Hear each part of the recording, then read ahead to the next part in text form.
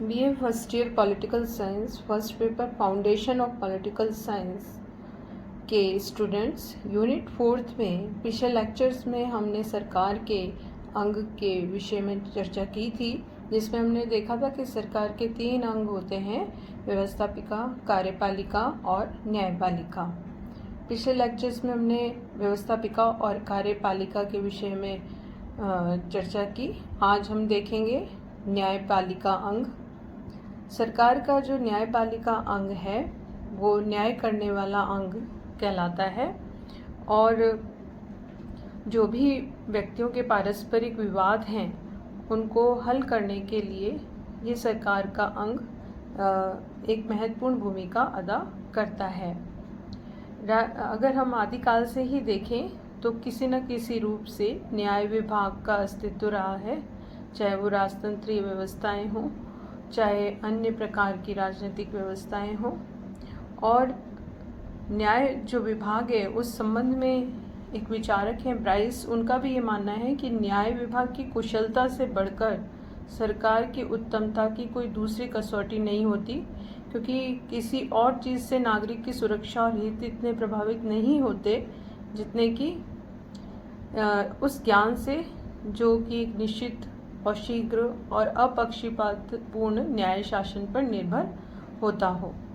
इसलिए वर्तमान समय में न्यायपालिका का महत्व और भी अधिक बढ़ जाता है, और इसीलिए क्योंकि जितने भी अभियोग हैं उनका निर्णय तो न्यायपालिका करती ही है, अभियोगों के साथ साथ न्यायपालिका संविधान की रक्षा करने का भी काम करती है। तो इसलिए इसकी महत्वपूर्ण भूमिका है, इसका अत्यधिक महत्व है, और ख़ासकर लोकतांत्रिक व्यवस्थाओं में न्यायपालिका का महत्व और बढ़ जाता है। न्यायपालिका विभिन्न प्रकार के काम करती है। अगर हम फंक्शंस ऑफ जुडिशरी देखें तो सबसे महत्वपूर्ण काम, जैसे अभी हमने चर्चा की, अभियोगों का निर्णय करना। अभियोग जो कि व्यक्तियों से संबंधित होते हैं, जिसमें दीवानी, फौजदारी, माल संपत्ति या संपत्ति संबंधी विवाद हो सकते हैं, और विभिन्न कानूनों के आधार पर न्यायपालिका इन विवादों का निर्णय करती है, और यह कार्य बहुत ही आदिकाल से निरंतर न्यायपालिका करती आ रही है। दूसरा जो प्रमुख कार्य है न्यायपालिका का वो है कानूनों की व्याख्या करना। कानून की भाषा कई बार अस्पष्ट होती है, और ऐसी स्थिति में उसको स्पष्टता प्रदान करने का काम न्यायपालिका का होता है। अगर किसी प्रकार का विवाद उत्पन्न हो जाए तो उसको हल करना न्यायपालिका के अधिकार क्षेत्र में आता है। इस पर व्याख्या करती है न्यायपालिका, कानूनों की व्याख्या के आधार पर उस कानून को स्पष्ट करती है। तीसरे प्रकार का जो कार्य है वो है औचित्यपूर्ण कानून निर्माण करना। कई बार ऐसा होता है कि कुछ कानून स्पष्ट नहीं होते और उस पर निर्णय करना मुश्किल होता है, विवाद उत्पन्न हो सकता है। तो न्यायपालिका ऐसे विवादों का निपटारा अपने विवेक, अपने औचित्य, स्वाभाविक तथ्यों के आधार पर करती है, और इस तरह के निर्णयों को औचित्य के आधार पर किए गए निर्णय कहा जाता है, और इसके आधार पर कानून का निर्माण भी संभव हो पाता है। चौथा प्रकार के जो काम है वो है व्यक्ति स्वातंत्र और अधिकारों की रक्षा करना। खासकर लोकतंत्र में हम देख सकते हैं कि मौलिक अधिकार प्राप्त होते हैं व्यक्ति को स्वतंत्रता प्राप्त होती है अन्य व्यक्तियों से भी, और राज्य द्वारा भी व्यक्ति की स्वतंत्रता और अधिकारों में बाधा उत्पन्न हो सकती है।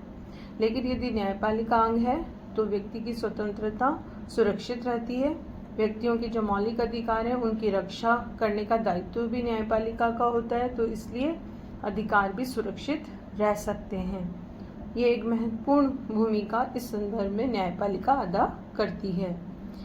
साथ ही एक और महत्वपूर्ण काम है संविधान की रक्षा करना। संविधान लगभग सभी देशों में वर्तमान समय में देखा जा सकता है, जिसमें लिखित रूप से लेखबद्ध कानून होते हैं, लिपिबद्ध होते हैं, संहिताबद्ध होते हैं, और जिसमें सभी के अधिकार, शक्तियों का प्रावधान और उल्लेख किया होता है।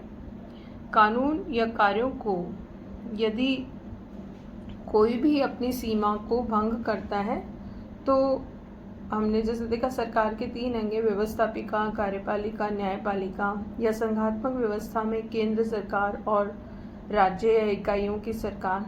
तो इनके बीच में, सभी के बीच में शक्तियों का विभाजन है, सबकी शक्तियाँ निर्धारित है। यदि कोई भी अपनी शक्ति की सीमा लांघता है या अतिक्रमण करता है तो फिर न्यायपालिका का काम हो जाता है कि याद दिलाना उन्हें कि संविधान में लिखित जो कानून है उसके अनुसार कार्य करें, अपनी सीमा में रह के काम करें और दूसरे की शक्तियों का अतिक्रमण न करें।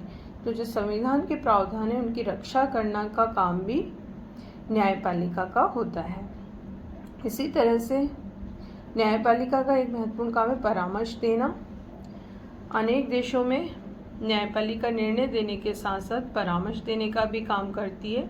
यदि व्यवस्थापिका या कार्यपालिका किसी भी संदर्भ में न्यायपालिका से अगर परामर्श लेना चाहे तो ले सकती है।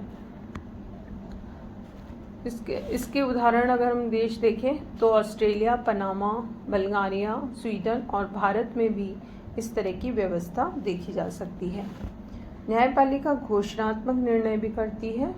न्यायपालिका ऐसे कानून का निर्माण कर देती है जो अस्पष्ट या पूर्व निर्धारित कानूनों के विरुद्ध होते हैं। न्यायालयों को ऐसे कानून के संबंध में घोषणात्मक निर्णय करने का अधिकार होता है और इस तरह के जो निर्णय हैं वो घोषणात्मक निर्णय के अंतर्गत आते हैं। एक और जो अधिकार या शक्ति है वो है लेख जारी करना, रिट जारी करना। सामान्य नागरिक या सरकारी अधिकारियों के द्वारा यदि कोई अनुचित या अपने अधिकार क्षेत्र से बाहर यदि कोई कार्य किया गया है तो न्यायालय उसको रोक सकता है और उसका अपना अधिकार क्षेत्र याद दिला सकता है। कई लेख हैं जैसे बंदी प्रत्यक्षीकरण, परमादेश, प्रतिषेध, ये लेख जारी करना न्यायालय का कार्य होता है। इसके अलावा भी कई विविध कार्य हैं जो कि न्यायपालिका करती है और इसमें हम ये देख सकते हैं कि वसीयतनामों को रजिस्टर करना या अल्पसंख्यकों की संरक्षा करना या अपने अधीन विविध कर्मचारियों को नियुक्त करना। तो नियुक्ति जैसे कार्य भी न्यायपालिका के शक्तियों में आते हैं। इसके बाद हम देखेंगे कि न्यायपालिका के प्रकार या 2 तरह की स्थितियां हो सकती हैं। दुनिया भर में अलग अलग व्यवस्थाएं हैं। कहीं पर जो कंसेप्ट है वो है स्वतंत्र न्यायपालिका का और कहीं कहीं प्रतिबद्ध या कमिटेड जुडिशरी भी देखी जा सकती है। प्रतिबद्ध न्यायालय की स्थिति भी होती है। प्रतिबद्ध जो न्यायपालिका है वो उस देश की सरकार और राजनीतिक व्यवस्था से जुड़ी हुई मूलभूत विचारधारा के प्रति प्रतिबद्ध होती है। प्रतिबद्ध न्यायपालिका शासन पर नियंत्रण नहीं रखती, ये उसी प्रकार से काम करती है, नीतियों को क्रियान्वित करती है जैसे कि व्यवस्थापिका और कार्यपालिका उस संदर्भ में ने आदेश जारी करे। लेकिन जो स्वतंत्र न्यायपालिका है या इंडिपेंडेंट जो जुडिशरी है उसमें न्यायपालिका व्यवस्थापिका और कार्यपालिका से स्वतंत्र होकर निष्पक्ष होकर काम करती है। न्यायपालिका को कानून की व्याख्या करने, न्याय प्रदान करने के संबंध में स्वतंत्र रूप से अपने विवेक का प्रयोग करने का अधिकार है और कर्तव्य पालन में किसी भी प्रकार से वो अनुचित रूप से किसी से प्रभावित नहीं होती। तो ऐसे स्वतंत्र न्यायपालिका का आशय है कि न्यायपालिका व्यवस्थापिका और कार्यपालिका या कोई भी राजनीतिक दल या किसी भी वर्ग या दबाव गुट से मुक्त रहकर और अपने कर्तव्य का पालन करे। न्यायपालिका के स्वतंत्र रहने का बहुत ही अधिक महत्व है क्योंकि अगर जहाँ लोकतंत्र है तो लोकतंत्र की रक्षा तभी हो सकती है जब न्यायपालिका स्वतंत्र हो। न्याय की रक्षा के लिए भी आवश्यक है और उस देश के संविधान की रक्षा हेतु भी आवश्यक है।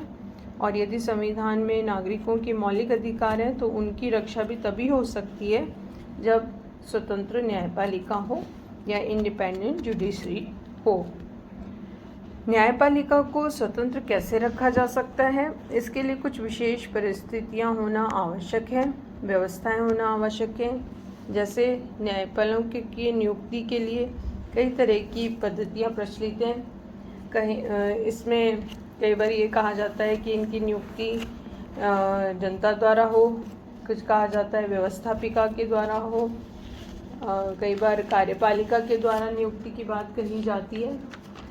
लेकिन न्यायपालिका की स्वतंत्रता की रक्षा तब हो सकती है जब न्यायाधीशों की नियुक्ति न्यायिक योग्यता के आधार पर हो, व्यक्तियों के परामर्श के आधार पर कार्यपालिका के द्वारा की जाए। जैसे भारत में यही पद्धति प्रचलित है। दूसरा जो व्यवस्था है वो है लंबी पदावधि होनी चाहिए, लंबे समय तक ये काम कर सकें, इनका रिटायरमेंट एज लंबा हो, कार्यकाल लंबा हो, ताकि वो निश्चिंत होकर अपने कार्यकाल में न्याय संबंधी कार्य को स्वतंत्रतापूर्वक कर सकें। इसके साथ ही पद की स्वतंत्रता होनी चाहिए और जो भी वो काम कर रहे हैं उनकी सुरक्षा का विशेष महत्व होता है, इसलिए वो व्यवस्था होनी चाहिए।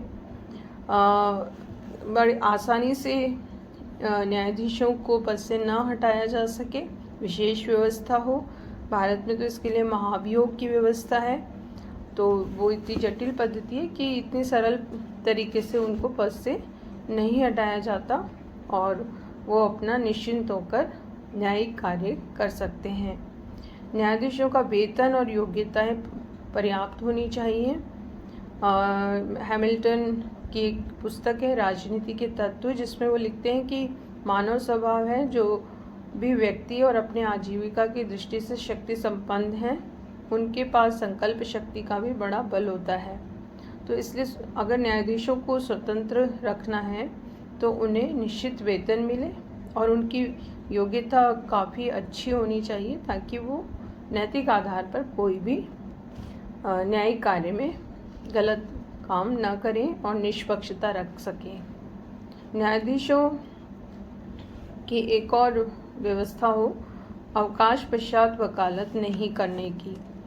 जब पूरा लंबा समय वो अपने न्यायाधीश कार्य करते हैं तो उसके बाद वो रिटायरमेंट के बाद कोई काम न करें वकालत का, क्योंकि इस पद की सम्मान के लिए ये आवश्यक है। साथ ही एक और व्यवस्था जरूरी है, वो ये कि कार्यपालिका और व्यवस्थापिका से पृथक होकर न्यायपालिका काम करे। कार्यपालिका और व्यवस्थापिका की दखलंदाजी न्यायपालिका के कार्य में नहीं होनी चाहिए। तो यदि इस तरह की व्यवस्थाएं होंगी तो किसी भी देश की न्यायपालिका स्वतंत्रतापूर्वक कार्य कर सकेगी और एक स्वतंत्र न्यायपालिका की भूमिका लोकतंत्र में देखी जा सकेगी और उसका काफ़ी प्रभाव और महत्व स्पष्ट हो सकेगा।